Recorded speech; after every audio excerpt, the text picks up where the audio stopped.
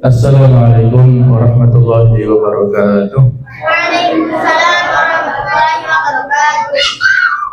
Alhamdulillah, alhamdulillahilladzi bi ni'matihi tatimmu shalihat wa bi fadlihi tatanazzalu khairat wal barakat wa bi taufiqihi tatahaqqaqul maqasidu wal ghayat. Asyhadu an la ilaha illallah wahdahu la syarika lah dzul arsy rafi'ud darajat wa asyhadu anna Muhammadan abduhu wa rasuluh al-ma'sum min kulli syahwat. Allahumma salli wa sallim ala sayyidina wa habibina wa maulana Muhammad wa ala alihi wa ashabihi wa man sara ala nahjihi ila yaumil qiyamah. Allahumma anfa'na bima 'allamtana wa 'allimna ma yanfa'una wa zidna 'ilma. Allahumma a'tiq riqabana wa riqaba abaina wa ummahatina wa ikhwatina jami'an minan nar. Allahumma ballighna lailatal qadr. Allahumma arzuqna lailatal qadr. Allahumma taqabbal minna innaka antas sami'ul alim wa tub 'alaina innaka antat tawwabur rahim. Amma ba'du, para ayah bunda sekalian, para ustaz-ustazah sekalian, juga anak-anakku sekalian, para santri, santriwati, rahimakumullah. Kaifa halukum jami'an? Alhamdulillah, pada kesempatan ini Allah Subhanahu wa ta'ala memberikan banyak sekali nikmatnya kepada kita semua, wabil khusus nikmat taufik, kemudahan untuk melakukan kebaikan yang dilandasi oleh al-iman, keimanan dan ketakwaan, nikmat kesehatan serta kesempatan yang sangat banyak. Wa in ta'uddu nikmatallahi la tuhsuha. Kalau kalian menghitung-hitung nikmat Allah Ta'ala, pasti kalian tidak mampu untuk melakukannya. Dan lebih khusus ya, cuaca pada kesempatan ini terang benderang. Alhamdulillahilladzi bi ni'matihi tatimmu shalihat. Kalaupun cuacanya hujan ya tetap alhamdulillah. Alhamdulillah ala kulli hal. Semua yang Allah takdirkan itu baik untuk kita. Cuaca terang itu baik, cuaca hujan juga baik. Semua ada hikmahnya. Pasti ada pelajaran di balik itu semuanya. Hadirin hadirat rahimakumullah. Rasulullah SAW mengingatkan kepada kita sebelum masuk ke materi. Fattaqullaha syahra Ramadan. Berhati-hatilah kalian pada bulan Ramadan. Fa innal hasanat fihi tudha'afu. Karena sesungguhnya kebaikan-kebaikan di dalamnya itu dilipat gandakan pahalanya. Wa kadzalika sayyi'at. Begitu pula keburukan-keburukan dilipat gandakan dosanya. Rawahu Tabrani ya. Kita pilih yang mana? Apakah kita pilih peluang kebaikan-kebaikan yang dilipat gandakan, ataukah keburukan yang dilipat gandakan? Kalau yang baik tadi dilipat gandakan pahalanya, kalau keburukan dilipat gandakan dosanya. Al jaza'u min jinsil amal. Balasan itu berbanding lurus dengan amalnya. Apabila amalnya baik, balasannya berlipat ganda kebaikannya.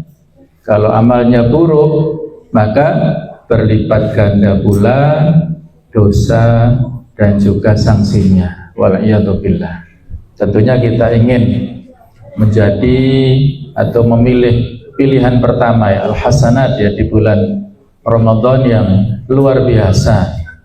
Allah Ta'ala memberikan kemudahan kepada kita untuk melakukan kebaikan-kebaikan yang dengan kebaikan itulah kita mendapatkan pahala, dan dengan pahala itulah insya Allah menjadikan kita layak untuk masuk ke surga.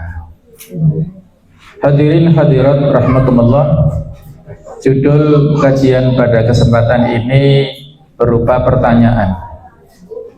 Apakah kita yakin akan masuk surga? Gimana para santri-santriwati, yakin nggak antum masuk surga?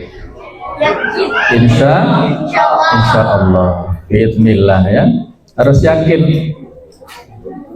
Tapi keyakinan ini harus berdasarkan ilmu ya, bukan hanya semata-mata yakin ya, tetapi tidak punya ilmu, tidak punya landasan. Keyakinan harus dilandasi dengan ilmu. Nah, sebelum kita menjawab pertanyaan ini, mari kita menghayati sebagian ya dari ayat-ayat dan juga hadis yang berbicara tentang kenikmatan surga, supaya bisa memberikan motivasi kepada kita, yaitu di surah Muhammad ayat ke-15. Ini ayat yang bicara tentang sifat jannah atau sifat surga yang penuh dengan kenikmatan, menceritakan tentang macam-macam sungai yang ada di surga. Mathalul jannati allati wa'idal muttaqun, perumpamaan surga yang telah dijanjikan bagi orang-orang yang bertakwa. Fiha, di dalamnya terdapat anhar, sungai-sungai. Jenis pertama sungai yang mengalir di surga adalah mimma'in ghairi asin, yaitu sungai-sungai yang berisi air yang tidak payau. Agak sedikit berbeda ya, kalau asin bahasa kita ya asin. Kalau asin di sini ghairi asin artinya tidak payau. Jadi sungai yang segar, yang bisa diminum langsung airnya, segarnya luar biasa. Kalau kita pernah merasakan sumber air yang betul-betul nikmat, segar pada saat diminum, maka pada saat nanti kita berada di surga, ada sungai yang luar biasa segarnya, yang tidak ada rasa payaunya sama sekali. Yang kedua, wa anharum min labanin lam yataghayyar ta'muh, sungai-sungai yang isinya air susu yang tidak berubah rasanya ya. Masya Allah. Kira-kira bagaimana berenang di sungai susu? Wah, luar biasa ya. Berenang sambil mulutnya mangap-mangap gitu. Minum ya, Masya Allah, luar biasa. Sungai yang airnya itu adalah air susu yang lam yataghayyar ta'muh, yang tidak berubah rasanya, tidak basi, tidak ada terfermentasi ya, atau pokoknya tidak berubah. Yang ketiga, wa anharum min khamrin ladzatil lisyaribin, air sungai yaitu yang terdiri dari khamr yang lezat dirasakan oleh para peminumnya.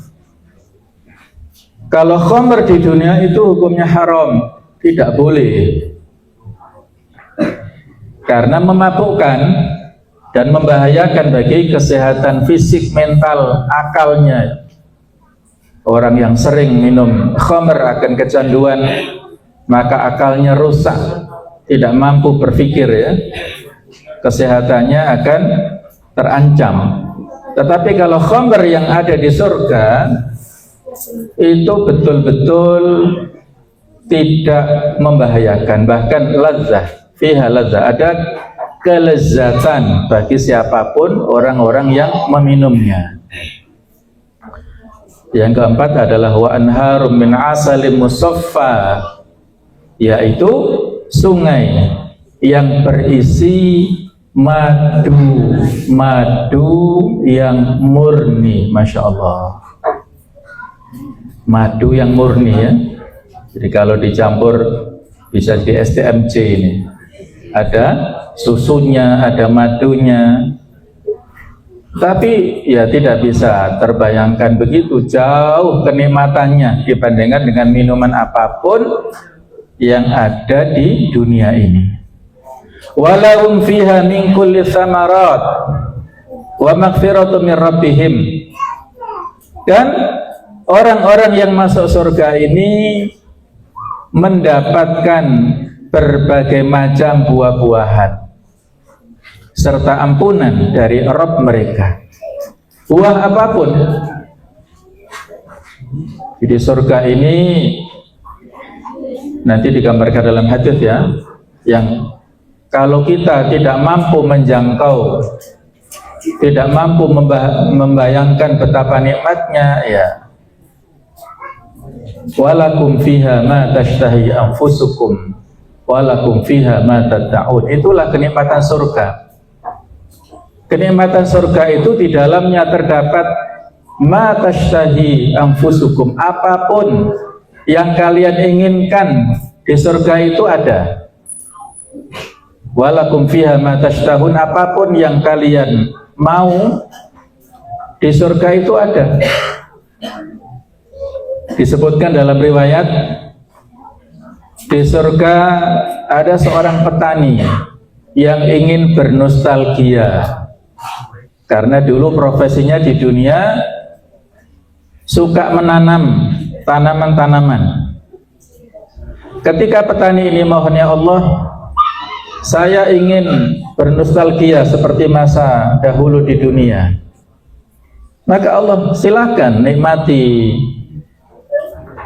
tanaman yang kamu tanam dulu di dunia, apakah buah-buahan, apapun silahkan, langsung bisa kamu nikmati. Kata petani ini, ya Allah, saya ingin menikmati prosesnya.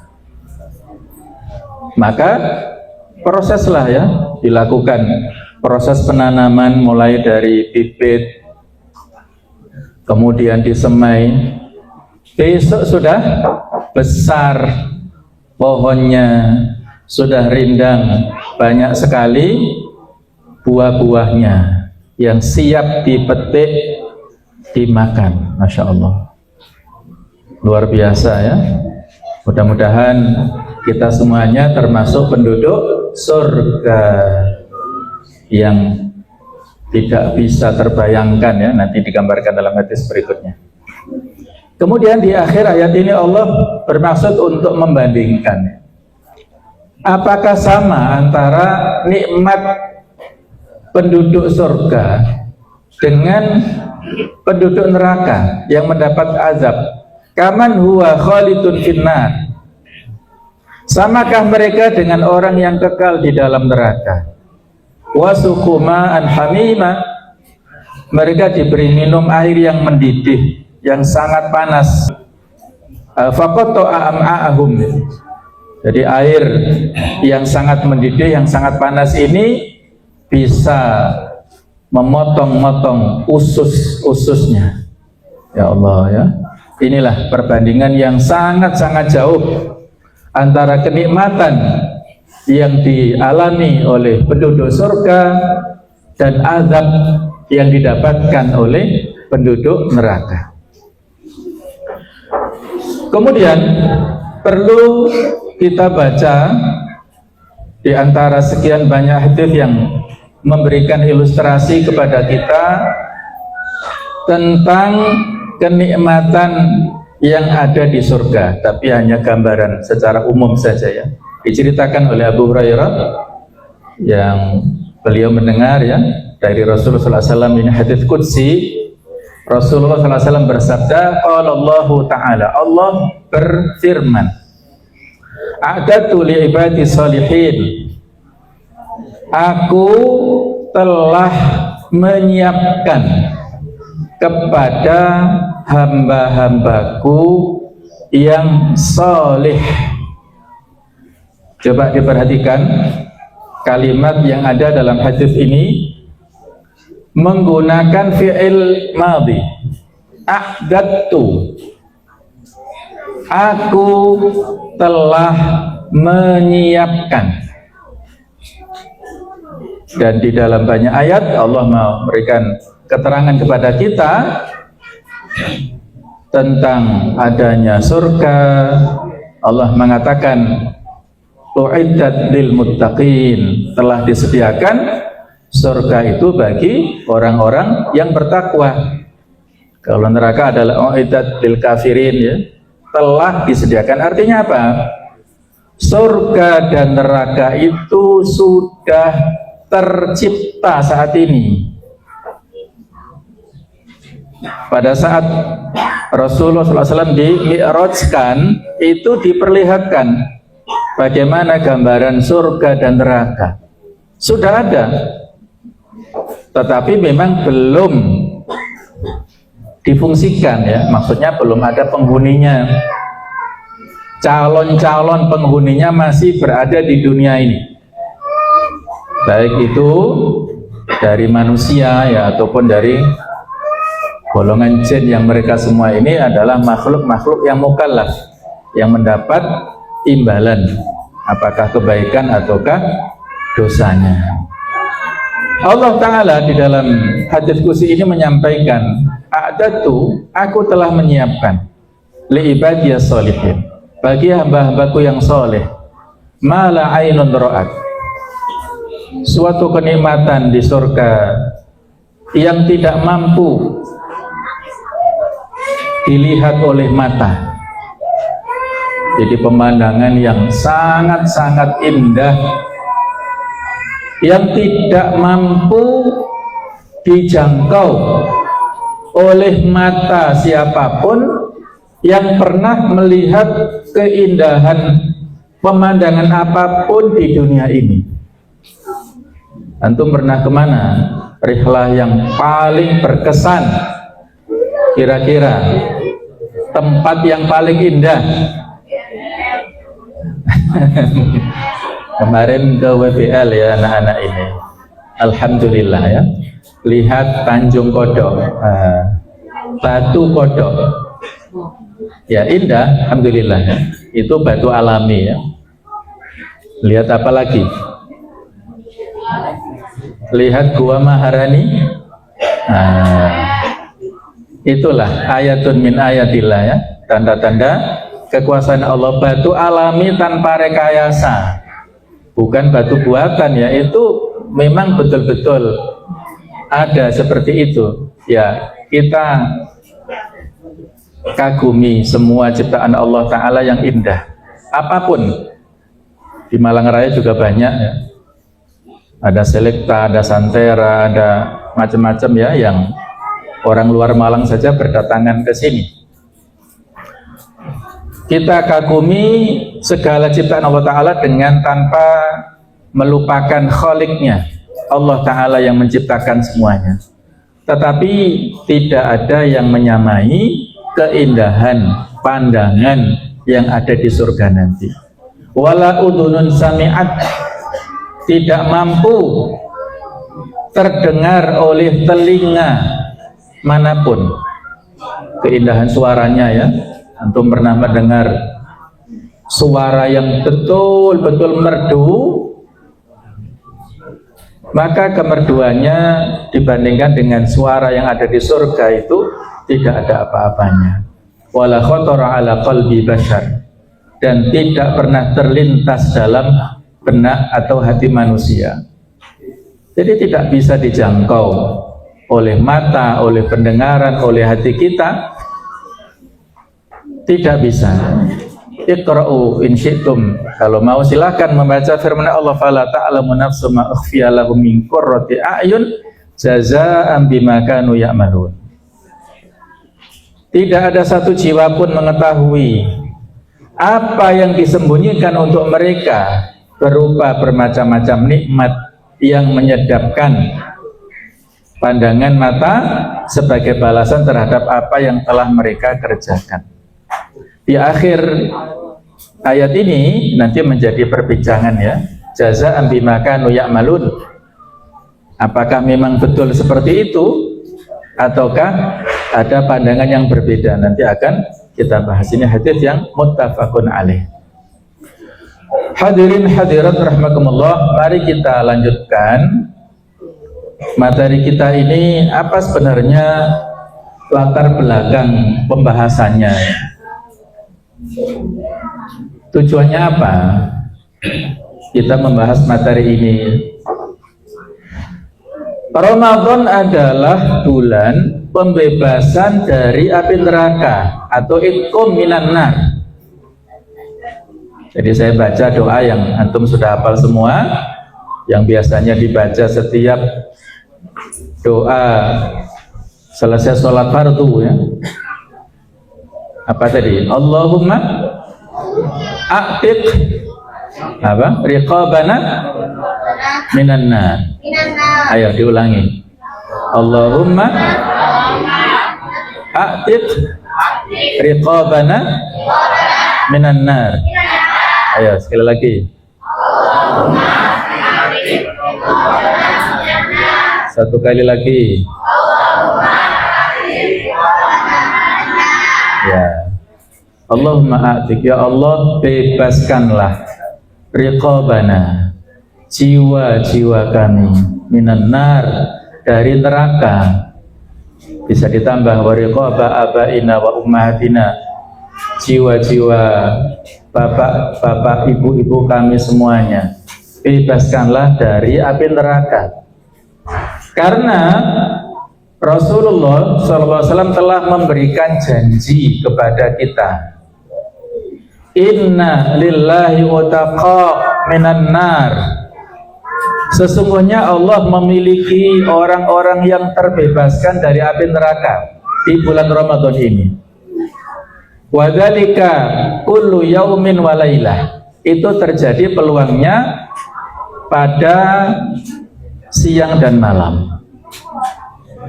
Ada peluang untuk terbebaskan dari api neraka. Maka minta kepada Allah sebanyak-banyaknya. Setelah sholat fardu, pada saat duduk di perjalanan, dan nanti khususnya adalah menjelang iftar, menjelang berbuka puasa, memohon kepada Allah. Namun seringkali muncul pertanyaan di benak kita, dengan dosa sebanyak ini, mungkinkah saya masuk surga? Ini pertanyaan yang mengandung unsur khauf ya, pesimis. Dosa saya sudah banyak ya Allah. Kalau para santri di sini ada sebagian yang sering sekali melanggar. Hari ini melanggar, besok diulangi lagi, lusa diulangi lagi. Ya, apa pembawaannya? Dicetak sudah seperti itu. Nah, ini nanti kita bahas di sini ya. Mudah-mudahan Allah Ta'ala memberikan hidayahnya kepada kita semua. Atau kebaliknya, sebaliknya ya, terlalu percaya diri. Saya sudah ibadah, pasti masuk surga kan? Nah, ini terlalu percaya diri ya. Jadi kalau tadi yang pertama insecure, minder, kalau yang ini terlalu percaya diri, over optimis. Nah, dua-duanya tidak bagus. Masing-masing ini tidak bagus ya. Apakah terlalu dominan pesimisnya ataukah terlalu dominan kepercayaan dirinya? Itu tidak bagus. Yang bagus itu pertengahan ya, moderat. Nah, ini saya kasih sebelum ini ya, saya kasih ilustrasi ini ya, supaya wawasan kita bertambah. Di antara kelompok kaum muslimin ada kaum ekstremis, baik ekstrim kanan atau ekstrim kiri. Ekstrim kanan ini al-murji'ah, dari kata-kata roja, jadi optimisnya itu berlebihan. Kaum murji'ah ini diantara pendapatnya yang perlu diwaspadai adalah bahwa kalau seorang itu sudah mukmin, sudah beriman, maka keimanannya itu selalu dalam kesempurnaan, tidak akan berkurang dengan dosa seberat apapun. Nah, itu kaum murji'ah. Optimisnya itu berlebihan. Itu tidak bagus. Merasa aman dari makar Allah, itu tidak baik. Kebalikannya, ada kaum ekstremis, ekstrim kiri, yaitu al-khawarij, yang rasa takutnya itu melebihi batas. Bahkan Imam Ahmad mengatakan khawarij itu murji'ah, saking berlebihannya ya. Kaum khawarij ini dulu ya, mereka pengagum Ali bin Abi Thalib. Kemudian pada saat peristiwa tahkim pada perang Siffin ya, antara Ali dan Muawiyah, Amr bin As maju dan membawa Quran dan mendamaikan dua kelompok. Akhirnya berdamailah Ali dengan Muawiyah, dan kelompok Khawarij ini tidak terima. Mereka tidak ridho dengan tahkim, perdamaian, rekonsiliasi saat itu, sehingga kecewa. Yang sebelumnya mereka sangat loyal kepada Ali, akhirnya memusuhi Ali bin Abi Thalib. Bahkan pada puncaknya ada salah seorang tokoh Khawarij yang nekat membunuh Ali bin Abi Thalib. Siapa namanya? Namanya Bagus, dan dia seorang penghafal Al-Quran, seorang yang salih luar biasa, loyalis Ali bin Abi Thalib luar biasa. Tetapi karena pemikirannya yang teracuni dengan racun Khawarij ini, akhirnya memberontak. Jadi kaum Khawarij ini salah satu pemikiran yang perlu diwaspadai adalah pemikiran takfiri, mudah untuk mengkafir-kafirkan kepada sesama muslim. Nah, itu bahaya. Orang Khawarij ini berpandangan orang muslim yang berdosa besar itu kafir. Nah, ini kan bahaya. Nah, yang di pertengahan ini adalah Ahlus Sunnah wal Jamaah. Siapa tadi pembunuhnya Ali? Namanya Abdurrahman ibnu Muljam, seorang penghafal Quran. Dia nekat pada saat Ali bin Abi Thalib menjadi imam sholat subuh di Masjid Jami' Kufah. Dia sudah siapkan pedang yang sudah diasah setiap hari akan menghabisi nyawa Khalifah Amirul Mukminin Ali bin Abi Thalib. Apa alasannya? Itu tadi, tidak rela berrekonsiliasi damai dengan kubu Muawiyah. Pada saat Abdurrahman bin Muljam mengayunkan pedangnya ke Ali dengan mengatakan inil hukmu illa lillah, itu berdalil, coba ya, membunuh orang dengan dalil ayat Quran. Hukum itu milik Allah wahai Ali, bukan milikmu. Maka Ali bin Abi Thalib jatuh tersungkur tapi nggak langsung mati. Ibnu Muljam ini akhirnya ditangkap oleh para sahabat dan oleh Ali bin Abi Thalib. Biarkan dia, jangan bunuh dia sekarang. Kalau saya diberikan kesempatan hidup, saya akan mengkisosnya. Tapi kalau saya, akhirnya kan Ali meninggal ya, beberapa saat berikutnya itu meninggal dan akhirnya nanti dikisos oleh Al-Hasan ya, putra daripada Ali bin Abi. Tapi Ali pesan, kalau dia mau dikisos, tebas satu kali tebasan saja, jangan sampai menyiksanya. Nah, itu betapa adilnya ya, perintah daripada Ali bin Abi Thalib. Jadi singkat cerita itu pemikiran Khawarij yang diadopsi oleh kelompok ISIS. Nah, masih kenal ISIS ya? Itu kelompok ekstrim, radikal, kelompok jihadis ya. Jadi yang menyelesaikan masalah dengan jihad tetapi tidak terarah. Jihadnya tidak terarah, tidak mengarah kepada i'lau kalimatillah, tapi dimanfaatkan oleh oknum-oknum tertentu. Nah, ini sekilas ya. Antara Murji'ah Khawarij inilah Ahlu Sunnah wal Jamaah berdiri secara moderat, pertengahan, bukan ekstrim kanan, bukan ekstrim kiri. Dalam bab tentang masalah khauf dan roja itu seimbang ya, seimbang antara masing-masing. Tujuannya adalah meluruskan orientasi ibadah agar tidak sombong dan tidak pula putus asa. Bagi ya misalnya yang diberikan kelonggaran ya, semangat untuk baca Al-Quran, alhamdulillah sudah ada yang khatam tilawah Al-Quran ya, mungkin ada yang 1 kali, ada 2 kali, alhamdulillah. Kemudahan itu semata-mata dari Allah.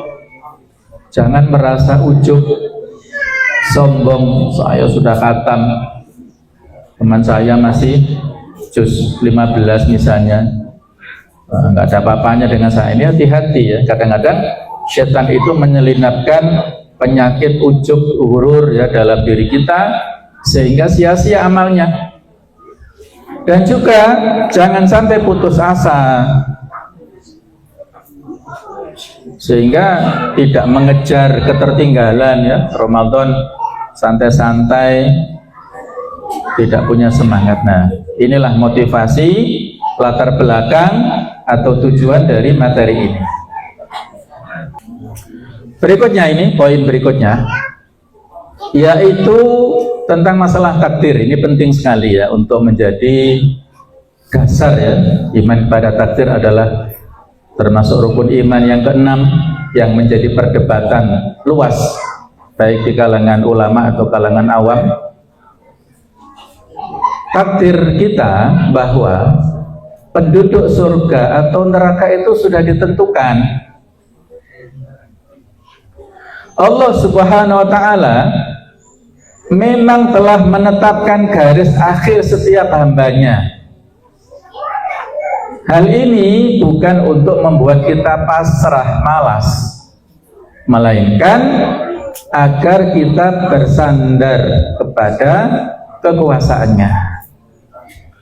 Nah, di antara dalil hadis diriwayatkan oleh Ali bin Abi Thalib bahwasanya Nabi Muhammad SAW pernah bersabda, "Ma minkum min ahadin," tidak ada salah seorang pun di antara kalian, "ma min nafsin manfusah," tidak ada satu jiwa pun yang ditiupkan ruh kepadanya, "illa kutiba makanuha minal jannati wan nar," kecuali sudah tertulis tempat kembalinya nanti, apakah di surga ataukah di neraka.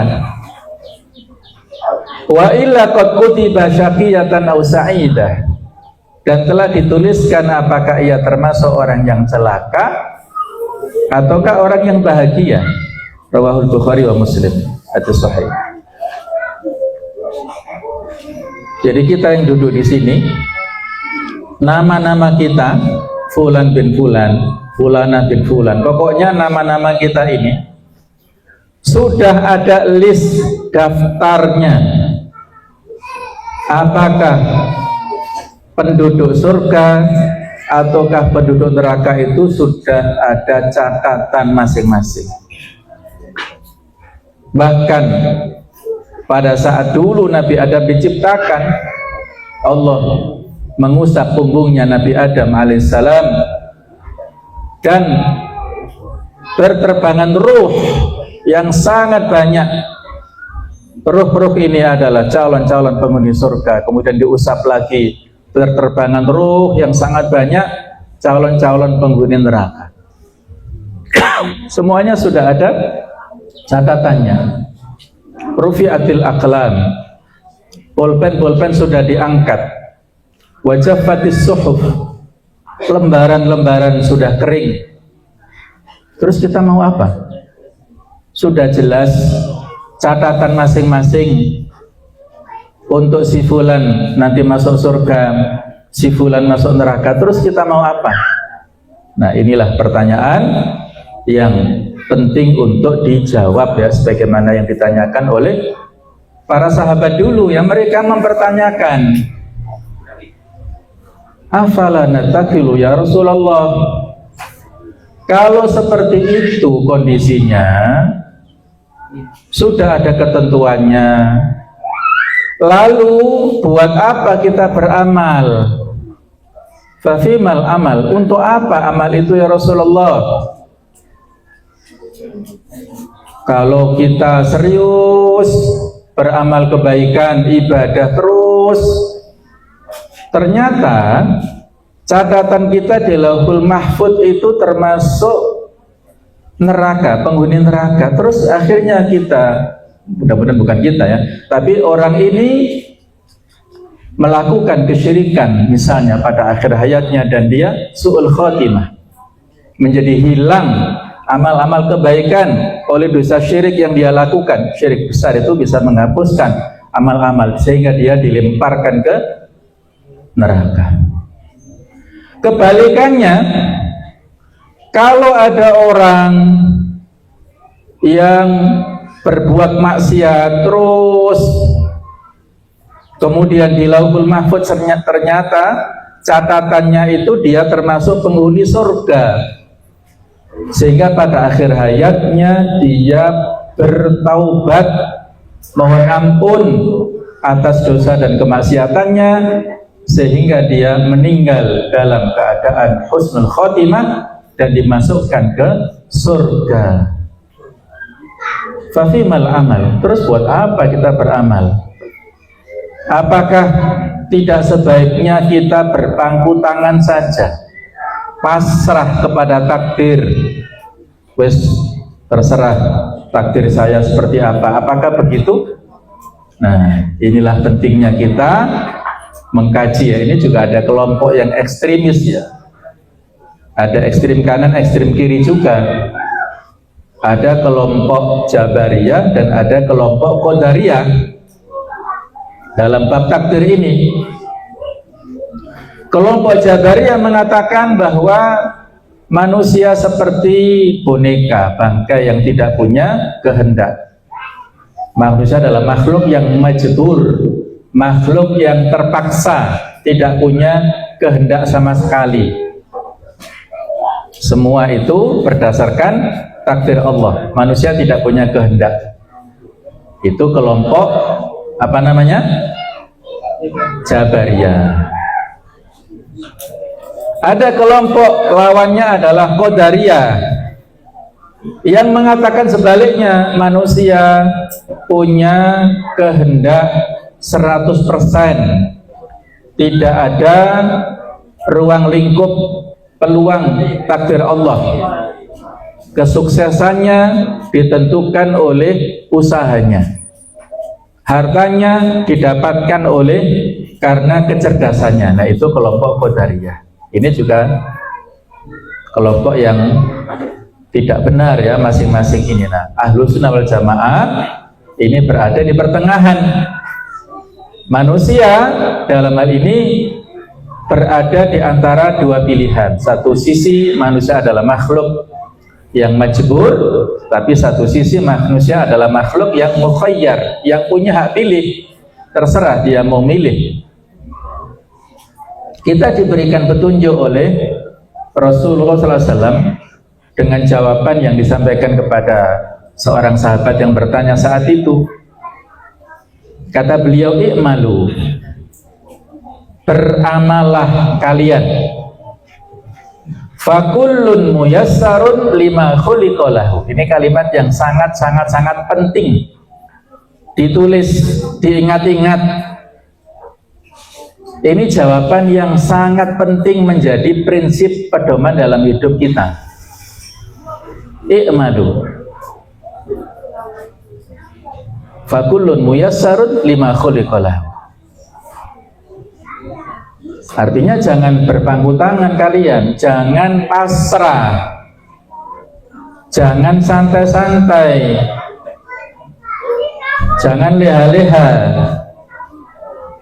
Setiap orang akan dimudahkan menuju apa yang ia diciptakan untuknya. Jadi masing-masing, setiap orang ini diberikan kemudahan untuk menempuh takdirnya. Kita tidak tahu tadi ya, apakah catatan termasuk list penduduk surga atau list penduduk neraka. Tetapi isyarat-isyaratnya, rambu-rambunya itu bisa terdeteksi di dalam langkah dan kiprah kita sehari-hari. Ibaratnya kalau kita dalam sebuah perjalanan ya, kita di Malang, kalau ke Surabaya kan ke utara, kalau ke Blitar ke selatan. Nah, kira-kira pemandangan yang kita lihat kanan kiri itu ke arah mana? Kalau ada kebun raya, ada di Lawang sana ya, tower yang asap itu ya, itu pabrik nira ya, penggilingan untuk spiritus itu. Nah, itu berarti oh benar, berarti saya ke arah Surabaya. Tapi kalau ingin ke Surabaya, yang dilihat itu kok waduh Karangkates ya, bendungan Lahore. Wah, ini saya salah jalan ini ya, harus putar haluan. Nah, itu maksudnya ya, rambu-rambu itu sudah ada. Kira-kira perjalanan hidup kita itu mau berakhir ke surga atau neraka itu sudah ada rambu-rambunya. Saya loncati dulu, nanti kembali ke aplikasi ya. Ini penguat daripada hadis yang atas tadi, tanda Allah menghendaki kebaikan. Hendaklah kalian beramal, setiap orang akan dimudahkan sesuai dengan tujuan dia diciptakan. Fa amma ahlus syaqawah, ahlus sa'adah dulu ya. Adapun orang yang tergolong orang-orang yang berbahagia, fayuyassaruna li sa'adah, maka ia akan dimudahkan untuk melakukan amalan yang menuju kepada kebahagiaan. Lanjutannya tidak tertulis di sini. Kebalikannya, orang yang calon-calon penghuni neraka atau mendapatkan kesengsaraan, dia dimudahkan untuk menempuh kesengsaraan. Nah, ini rambu-rambunya ya. Coba diperhatikan anak-anakku sekalian. Kira-kira masing-masing ya, saya tidak perlu atau masing-masing kita tidak perlu bertanya kepada yang lain, tapi tanyakan pada diri kita sendiri. Masing-masing bertanya secara objektif, secara jujur pada diri sendiri. Selama ini kita dimudahkan ke arah mana? At-taisiru lil yusra, yang dasarnya ini ya. Ini dasarnya surat Al-Lail ayat 5 sampai 7 ini ya. Fa amma man a'ta wa taqa wa saddaqa bil husna fasanuyassiruhu lil yusra Maka adapun orang yang suka memberi, kemudian bertakwa dan membenarkan adanya surga, adanya akhirat, pahala terbaik di akhirat nanti, fasanu yasiruhu lil yusra, maka kami berikan kemudahan kepadanya untuk menempuh kemudahan, untuk menempuh kebahagiaan. Senang ya dengan majelis taklim, senang datang kepada kegiatan-kegiatan dakwah, senang berbagi, senang memberi nasihat, senang dikasih nasihat, senang dengan syiar-syiar kebaikan, mendukung hal-hal yang positif. Nah, itu berarti tadi itu rambu-rambu, tanda-tanda Allah menginginkan kebaikan kepadanya. Namun kebalikannya, wa amma man bakhila wastaghna, adapun orang yang bakhil, medit, lawan daripada aqqa tadi ya, wastaghna, dia merasa kaya, sudah tidak butuh dengan yang lain, sudah tidak menerima masukan nasihat apapun dari orang lain, sudah merasa mampu segala-galanya, wa kadzdzaba bil husna, dan dia tidak percaya dengan adanya surga, adanya pahala terbaik, fasanu yassiruhu lil usra, maka kami berikan kemudahan untuknya menempuh berbagai macam kesulitan, mudah melakukan kemaksiatan, mudah diajak kemaksiatan, gampang terpengaruh dengan pelanggaran. Wah, ini ya, hati-hati, jangan-jangan ini merupakan isyarat dari Allah Ta'ala, rambu-rambu yang mengantarkan seseorang ini ke neraka, waliyadzubillah. Jadi yang saya ceritakan di atas, orang yang pada awalnya baik, kemudian melakukan pelanggaran, dia su'ul khotimah, atau kebalikannya, orang yang buruk, kemudian dia bertaubat dan pada akhirnya itu husnul khotimah, masuk surga, itu kasuistik, bukan teori secara umum ya, itu kasuistik, kasus per kasus, dan jangan jadikan itu sebagai alasan untuk pasrah dengan takdir dari Allah Ta'ala. Para ulama ini masuk syubhat ya, tidak boleh seseorang itu beralasan dengan takdir untuk melakukan kemaksiatan. Allah sudah mentakdirkan saya itu pendosa, maka ya sudah, seperti ini saja. Toh kalaupun nanti Allah takdirkan saya bertobat, juga pasti bertobat, bukan begitu ya. Jadi pola pikirnya bukan begitu. Nah, aplikasinya di bulan Ramadan ini, jemaah sekalian, ya, aplikasi yang perlu untuk kita laksanakan di bulan Ramadan, tanda kita penduduk surga adalah ketika kita dimudahkan melakukan kebaikan di bulan Ramadan ini. Jika kaki terasa ringan ke masjid, itu adalah sinyal baik dari Allah Subhanahu wa Ta'ala. Jika kita dimudahkan untuk membaca Al-Quran, tidak ngantuan. Nah, kadang-kadang ya, ada orang yang ngantuan, membaca 1-2 halaman sudah ngantuk luar biasa. Tapi kalau scroll belanjaan ya di mall-mall, di HP-nya masing-masing itu 1-2 jam melek terus matanya ya, tidak ngantuk sama sekali. Nah, ini ada apa? Kira-kira mata kita itu adalah mata surga atau mata kebalikannya? Waliyadzubillah ya. Jadi mari kita bersama-sama evaluasi ke dalam ya, kita melihat ke dalam diri kita masing-masing.